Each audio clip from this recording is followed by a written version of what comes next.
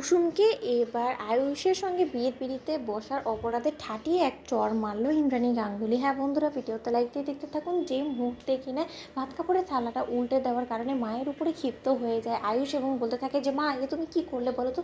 তুমি কোন সাহসে এসে আমার ভাত কাপড়ের অনুষ্ঠানের থালাটা তুমি উল্টে দিলে বলো তো? তোমার কিছু বলার থাকলে তো তুমি মুখেই বলতে পারতে, তাই বলে তুমি এরকম করে ভাত কাপড়ের থালাটা উল্টে দিবে? বলো তো কেন করলে এরকমটা? ঠিক সেই সময় মীনাক্ষী যখন বলতে থাকে যে দেখেছো তো দিদি, তোমার ছেলেরও যথেষ্ট পরিমাণে আগ্রহ আছে ভাত কাপড়ের অনুষ্ঠান সম্পন্ন করার, এদিকে যে কিনা নিজের মায়ের কাছ থেকে এত বড় একটা কথা আড়াল করে গিয়েছে, সেটা নিয়ে কিন্তু ওর বিন্দুমাত্র মাথা ব্যথা নেই। ওর সব থেকে বড় মাথা ব্যথার কারণই হয়ে দাঁড়িয়েছে এখন ওর বউ কীভাবে খুশি থাকবে, ওর বউকেও কী করে সুখী রাখবে, এই সমস্ত কিছু।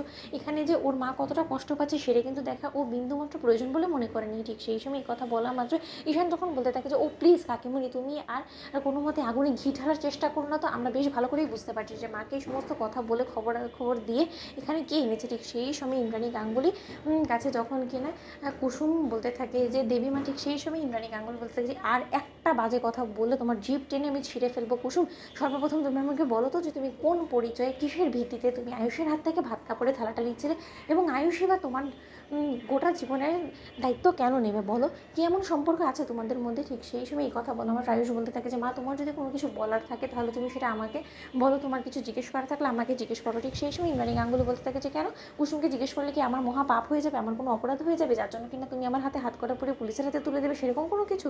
আয়ুষ, ঠিক সেই সময় আয়ুষকে যখন কিনা বকাঝকা করার কারণে এক পর্যায়ে কুসুম যখন বলতে থাকে দোহাই আপনার দেবীমা, আপনি ছোটো সাহেবকে এরকম করে বকাঝকা করবেন না। ঠিক সেই সময় কথা বলা মাত্র ইন্দ্রাণী গাঙ্গুলি নিজের উপরে কন্ট্রোল হারিয়ে ফেলে এবং এক পর্যায়ে ঠাটিয়ে কুসুমকে চড় মেরে বলতে থাকে যে নির্লজ্জ, বেহায়া, দুশ্চরিত্র প্রজাতির মেয়ে কোথাকার, তোমার কাছ থেকে এখন শিখবো যে আমি আমার ছেলের সঙ্গে কখন কথা বলবো আর বলবো না। শোনো কুসুম, ভুলে যেও না যে আমি আমার ছেলেকে 10 মাস 10 দিন গর্ভে রেখে আমি ওকে জন্ম দিয়েছি, তাই ওর সঙ্গে আমি কী কথা বলবো না বলবো সেই সম্পূর্ণ অধিকার আমি রাখি।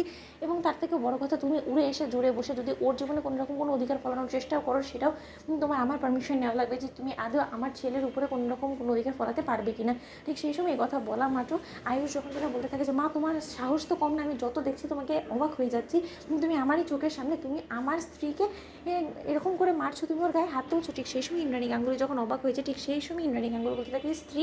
ঠিক সেই সময় আয়ুষ বলতে থাকে যে হ্যাঁ হ্যাঁ হ্যাঁ মা, তুমি যেটা জানতে চাইছো সেই সমস্ত প্রশ্নের একটাই উত্তর যে কুসুমের নতুন পরিচয়, কুসুম আয়ুষ্মান গাঙ্গুলি, ও আমার স্ত্রী, এবং আমি নিজে থেকে ওর ভাত কাপড়ের দায়িত্ব শুধুমাত্র তুলে নিচ্ছি যে সেরকমটা নয়, বরঞ্চ এটা একটা রীতিনীতি এবং সমস্ত কিছু মেনেই আমি কুসুমকে বিয়ে করেছি, তাই সেই সুবাদে আমাদের ভাত কাপড়ের অনুষ্ঠান হবে, সেটাই খুব স্বাভাবিক। এবং আমি সৎ জ্ঞানেই কুসুমের গোটা জীবনের দায়িত্ব নিজের কাছে তুলে নিয়েছি এবং সেটা হওয়া থেকে কেউ বাধা দিতে পারবে না, স্বয়ং তুমিও না। তাই তুমি ওর সঙ্গে ভালো ব্যবহার করতে শেখো। তো বন্ধুরা, লাইক কমেন্ট শেয়ার করে সাবস্ক্রাইব করতে ভুলো না।